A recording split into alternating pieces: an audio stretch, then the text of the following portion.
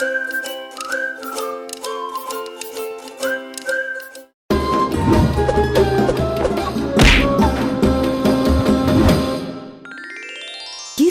Nabi Ibrahim.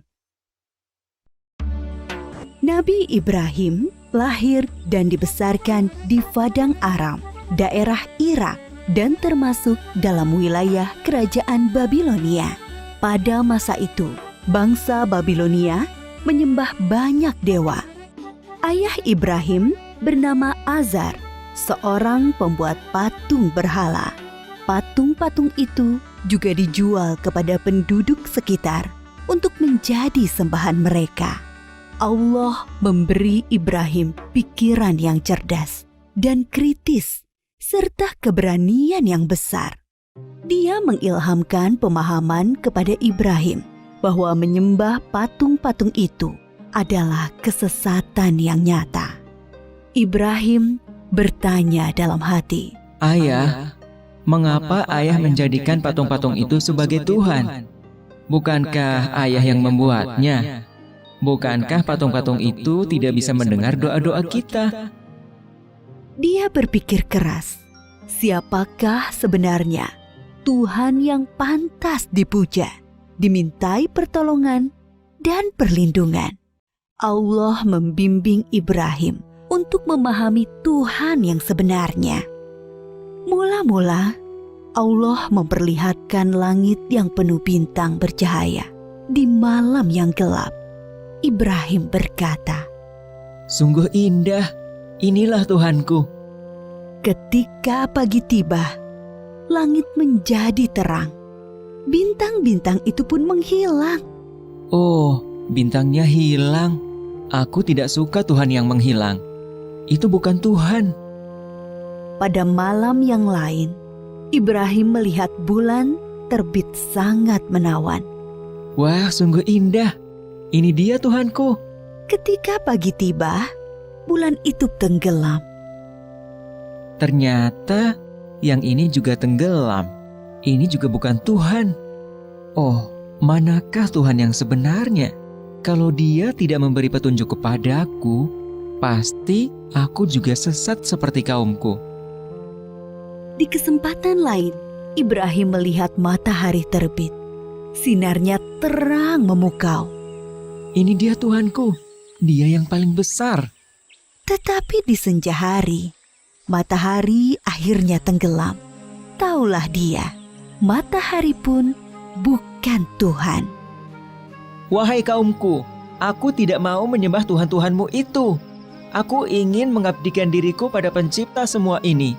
Dia berusaha membuka pikiran kaumnya atas kesesatan mereka selama ini. Paman, patung-patung apa ini? Mengapa semua menyembahnya? Dari dulu leluhur kita menyembah Tuhan-Tuhan ini. Iya benar, bapak-bapak kita pun menyembah semua ini. Kalau begitu, kalian dan bapak-bapak kalian salah besar. Hah? Kamu ini ngomong sungguh-sungguh atau bercanda? Sebenarnya, Tuhan kita adalah pencipta langit dan bumi. Dasar anak muda ngelantur. Ibrahim bersumpah dalam hati akan menghancurkan patung-patung berhala itu untuk membuktikan kesalahan mereka. Suatu hari, ada perayaan keagamaan kaum Ibrahim. Setelah memberi sesaji kepada berhala, mereka pergi semuanya keluar kota. Ibrahim tidak mau ikut rombongan itu. Ketika semua sudah berangkat agak lama, diam-diam Ibrahim menuju tempat pemujaan berhala yang berisi banyak patung. Dia melihat makanan sesaji untuk berhala-berhala itu masih utuh di hadapan tiap patung-patung itu. Mengapa kamu tidak makan? Mengapa kamu tidak menjawab? Ibrahim bertanya, lalu memukul patung dengan tangannya. Tentu saja, patung-patung itu tetap diam. Ibrahim mengambil kapak, lalu menghancurkan patung-patung itu. Dia hanya menyisakan sebuah patung yang paling besar dan mengalungkan kapaknya pada lehernya. Ketika kaumnya pulang dari luar kota, Mereka melihat patung berhala mereka hancur. Sontak mereka berteriak, kaget, gempar seluruh kampung. Bergegas semua orang, terutama para pemuka kaum, menuju tempat pemujaan berhala. Oh, siapa yang melakukan ini pada Tuhan-Tuhan kita? Kurang ajar! Kami dengar ada anak muda yang membenci Tuhan-Tuhan kita. Ibrahim namanya. Bawa ke sini anak itu. Maka Ibrahim digiring ke hadapan para pemuka kaumnya. Disaksikan halayak ramai. Apakah kamu yang menghancurkan Tuhan-Tuhan kita, Ibrahim? Yang menghancurkan patung-patung itu adalah patung yang besar ini. Bukankah dia membawa kapak? Tanya saja dia kalau bisa menjawab. Orang-orang yang mendengar jawaban Ibrahim pun tersadar. Merekalah yang keliru dengan menyembah patung-patung itu. Tapi kekafiran yang sudah mendarah daging membuat mereka memutarbalikkan kebenaran. Tentu di sini ada campur tangan setan. Kamu kan tahu, dia tidak bisa bicara, apalagi bergerak menghancurkan patung lain. Berarti kamulah yang melakukannya. Jadi, mengapa kalian menyembah patung yang tidak bisa berbuat apa-apa? Melindungi dirinya sendiri saja tidak bisa, apalagi melindungi kalian. Pemuka-pemuka kaum Ibrahim berunding untuk menghukumnya. Beberapa orang mengusulkan untuk membakar Ibrahim hidup-hidup. Maka penguasa waktu itu, Raja Namrud, memerintahkan untuk membuat bangunan tempat pembakaran Ibrahim di tengah lapang agar bisa disaksikan orang banyak. Ibrahim diikat lalu dilemparkan ke dalam api. Api menyala berkobar sangat panas. Allah berfirman, "Hai api, dinginlah dan menjadi keselamatan bagi Ibrahim." Maka ketika kobaran api yang dahsyat telah padam, keluarlah Ibrahim dengan segar bugar, tidak terbakar sedikit pun. Bahkan pakaiannya juga utuh, hanya tali pengikatnya yang musnah terbakar. Ketika sudah diangkat oleh Allah menjadi Rasul, Nabi Ibrahim dengan giat dan sabar mendakwahkan ajaran Allah. Bangsa Babilonia waktu itu menyembah dewa-dewa. Raja mereka, Raja Namrud, dipercaya sebagai keturunan dewa. Namrud adalah seorang yang cerdas dan kuat kepemimpinannya. Semua itu membuat dia takabur dan berlaku kejam.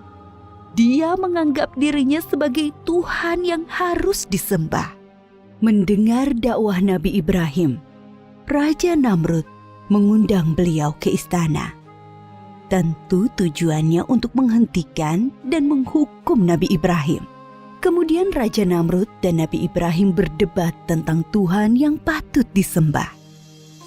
Siapakah yang kau anggap Tuhanmu itu, Ibrahim? Apa kekuasaannya? Tuhanku adalah yang menghidupkan dan mematikan. Aku juga menghidupkan dan mematikan.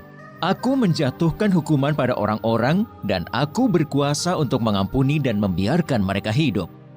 Allah menerbitkan matahari dari timur. Kalau kau juga Tuhan, terbitkanlah matahari dari barat. Raja Namrud tercengang dan terdiam mendengar jawaban Nabi Ibrahim. Dia kebingungan bagaimana menjawab tantangan Nabi Ibrahim. Demikianlah Nabi Ibrahim berdakwah dengan membuka akal pikiran manusia tentang Tuhan seluruh alam. Ada suatu peristiwa ajaib yang menunjukkan maha kuasanya Allah. Setelah Nabi Ibrahim diangkat menjadi Rasul, yaitu ketika beliau bermunajat kepada Allah. Ya Rabbi, perlihatkanlah pada hamba bagaimana Engkau menghidupkan yang mati. Allah Subhanahu wa Ta'ala berfirman, "Belum percayakah engkau pada kekuasaanku?" Hamba percaya, tapi hamba ingin hati hamba yakin. Kemudian Allah Subhanahu wa Ta'ala berfirman, Ambillah 4 ekor burung, lalu potong-potonglah mereka. Lalu lemparkan di atas tiap satu bukit, satu bagian. Kemudian panggillah mereka, pasti mereka akan datang kepadamu dengan segera. Nabi Ibrahim melakukan yang diperintahkan Allah, maka keimanannya bertambah mantap. Kepada bapaknya, Nabi Ibrahim tidak putus asa mengajak meninggalkan penyembahan berhala. Wahai ayahku, mengapa ayah menyembah sesuatu yang tidak bisa mendengar dan melihat, serta tidak dapat berbuat apa-apa untuk menolongmu? Sesungguhnya Allah memberi aku ilmu. Ikutilah aku, wahai ayahku, jangan ikuti setan. Aku takut engkau akan ditimpa azab. Bencikah kau pada Tuhan-Tuhanku Ibrahim? Diam! Kalau tidak, kau akan aku rajam. Pergilah, tinggalkan aku. Selamat berpisah ayah, semoga keselamatan dilimpahkan kepadamu. Aku akan memohonkan ampunan dan hidayah untukmu. Nabi Ibrahim terus memohonkan ampunan Allah untuk Azar. Sampai kemudian jelas baginya bahwa Azar tidak mau beriman dan terus memusuhi Allah. Allah melarang memohonkan ampunan bagi orang-orang kafir. Setelah terbukti tidak ada yang beriman di antara kaumnya selain Lut, keponakan beliau dan sanak sepupu beliau yang menjadi istri beliau, Nabi Ibrahim hijrah meninggalkan kampung halamannya di Irak. Atas perintah Allah, beliau menuju Palestina atau Syam bersama istri dan keluarga Lut. Di Palestina, Nabi Ibrahim terus berdakwah kepada penduduk setempat. Sambutan penduduk Palestina terhadap dakwah beliau kurang bagus. Akhirnya muncul paceklik dan wabah penyakit di sana. Atas perintah Allah, Nabi Ibrahim dan Nabi Lut berpisah. Nabi Lut dan keluarganya menuju Sadum di Syam. Sedangkan Nabi Ibrahim bersama dengan Bunda Sarah menuju Mesir. Saat itu, Mesir diperintah oleh sang raja yang zalim, yang menyukai wanita-wanita cantik untuk dijadikan selir-selirnya. Tidak peduli wanita itu bersuami atau tidak. Bila wanita itu bersuami, maka suaminya akan dibunuh. Raja Mesir bermaksud buruk pada Bunda Sarah yang cantik. Maka Nabi Ibrahim berbohong bahwa beliau adalah saudara Sarah, supaya tidak dibunuh oleh raja. Allah menghalangi niat jahat sang raja. Raja mengembalikan Bunda Sarah kepada Nabi Ibrahim dan memberi hadiah seorang pelayan untuk Bunda Sarah. Pelayan istana itu seorang kulit hitam yang santun dan bernama Hajar. Nabi Ibrahim tinggal beberapa lama di Mesir. Dimanapun, Nabi Ibrahim selalu mendakwahkan pengabdian kepada Allah Subhanahu wa Ta'ala. Tetapi bumi Mesir ternyata juga bukan tempat yang baik untuk perkembangan dakwah. Maka Allah memerintahkan untuk hijrah kembali ke Palestina. Sekian puluh tahun berkeluarga, Nabi Ibrahim belum dikaruniai anak, meskipun tak henti-henti beliau berdoa, memohon keturunan. Menyadari dirinya ternyata mandul dan semakin tua, Bunda Sarah meminta Nabi Ibrahim untuk menikahi Hajar, pelayan mereka yang solehah dan setia. Dari perkawinan Nabi Ibrahim dan Bunda Hajar, lahirlah Ismail. Kebahagiaan Nabi Ibrahim dan Ibunda Hajar ternyata membuat tidak nyaman pikiran Bunda Sarah. Teringat akan dirinya yang mandul, membuat pilu hati beliau. Nabi Ibrahim menyadari dan memahami situasi ini. Allah memerintahkan beliau menempatkan Ismail dan ibunya terpisah dengan Bunda Sarah. Suatu hari, Nabi Ibrahim menyuruh Bunda Hajar untuk berkemas-kemas. Mereka akan mengadakan perjalanan jauh. Ismail yang masih menyusu pada ibunya tentu dibawa pula. Mereka melintasi rute yang panjang dan akhirnya sampailah ke suatu tempat yang sangat gersang. Tidak ada pohon-pohonan tempat bernaung, udaranya pun panas. Yang ada hanyalah hamparan pasir dan bukit-bukit berbatu. Nabi Ibrahim turun dari kendaraannya, kemudian menurunkan istri dan anaknya. Tanpa berkata apa-apa, beberapa saat kemudian beliau beranjak dan pergi meninggalkan keluarganya. Ibunda Hajar yang melihat keanehan ini segera berteriak memanggil, "Ibrahim, hendak kemana? Kenapa kau biarkan kami sendirian di sini?" Nabi Ibrahim tidak menjawab, hanya menunduk terus berjalan. "Ibrahim, apakah ini perintah Allah?" Iya. "Kalau begitu aku yakin Allah tidak akan membiarkan kami." Ibunda Hajar begitu sabar dan ridho pada keputusan Allah. Nabi Ibrahim sebenarnya tidak tega meninggalkan keluarganya di tempat terpencil dan gersang itu. Tetapi keyakinan akan kebenaran Allah dan kemurahan Allah menjadikan beliau mematuhi perintah yang sulit ini. Dengan berlinang air mata, beliau berdoa sebelum kembali ke Palestina. Tuhanku, aku telah menempatkan keluargaku di tempat gersang ini, di dekat rumah-Mu, Ka'bah.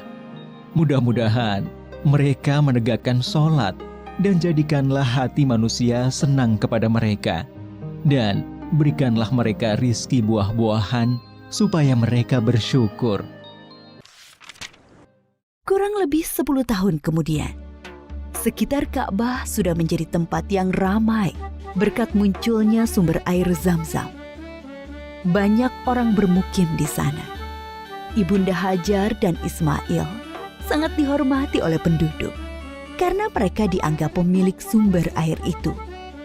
Ismail tumbuh menjadi anak yang tampan, santun, dan sabar. Suatu ketika, Nabi Ibrahim mengunjungi keluarganya di Mekah. Setelah beberapa lama tinggal di sana, suatu malam beliau bermimpi menyembelih Ismail. Nabi Ibrahim termangu-mangu memikirkan mimpinya. Wahyu dari Allah atau godaan setan? 2 malam berikutnya, mimpi yang sama terulang. Maka pagi harinya, setelah mimpi yang ketiga, beliau yakin ini perintah Allah yang harus dilaksanakan walaupun terasa sangat berat di hati. Nabi Ibrahim bermusyawarah dengan keluarganya tentang mimpi itu. Anakku, aku melihat dalam mimpi, aku menyembelihmu. Pikirkan, apa pendapatmu? Ismail sangat memahami bahwa ayahnya adalah Nabi Allah. Mimpi para nabi adalah wahyu ilahi. Dengan mantap dia menjawab, Ayah, laksanakan perintah Allah. Insya Allah, aku akan sabar menerimanya. Bertambah rasa syukur Nabi Ibrahim. Bertambahlah kecintaan kepada anaknya. Bertambah mantap pula hati beliau melaksanakan perintah yang sulit itu. Berangkatlah Nabi Ibrahim dan Ismail menuju Mina, tempat penyembelihan. Sepanjang jalan, iblis menggoda mereka agar mengurungkan niat pengorbanan Ismail. Ibrahim, dasar ayah tidak punya perasaan. Anak sendiri mau disembelih. Ingat, kau berdoa puluhan tahun meminta anak. Allah sudah memberimu anak yang soleh. Sekarang kau mau sembelih, ha? Nabi Ibrahim mengambil kerikil-kerikil dan melempari iblis. Beliau tidak bergeming dengan godaan-godaan itu. Hatinya dipenuhi keyakinan yang mantap kepada Allah. Begitu pula Ismail. Sampai di tempat penyembelihan, Nabi Ibrahim membaringkan Ismail, bersiap mengayunkan golok yang tajam ke leher anaknya.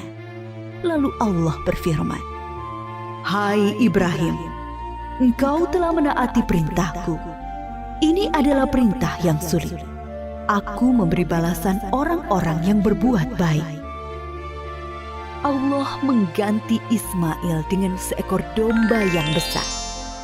Itulah yang kemudian disembelih sebagai kurban, sedangkan Ismail tidak jadi disembelih. Peristiwa ketika Ibunda Hajar ditinggalkan sendirian bersama Ismail ketika masih bayi dan pengorbanan Ismail diabadikan dalam rangkaian ibadah haji kita. Peristiwa penting lain antara Nabi Ibrahim dan Ismail adalah ketika Allah memerintahkan mereka meninggikan bangunan Ka'bah. Pondasi Ka'bah sudah ada sebelum masa Nabi Ibrahim. Beliau dan Ismail hanyalah meninggikan temboknya. Ka'bah itu kemudian menjadi pusat ibadah sholat dan haji.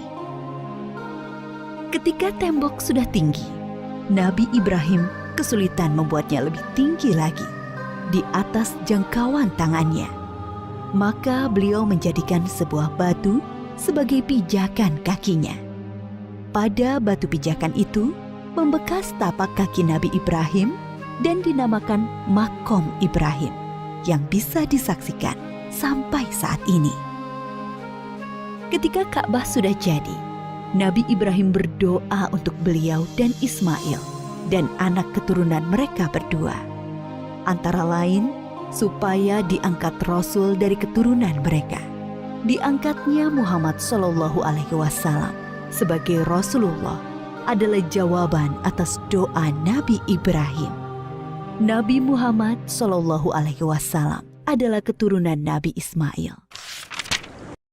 Suatu ketika, Nabi Ibrahim sedang berada di Palestina bersama Ibunda Sarah. Datanglah tamu asing, 3 orang laki-laki tampan yang tidak dikenal oleh Nabi Ibrahim.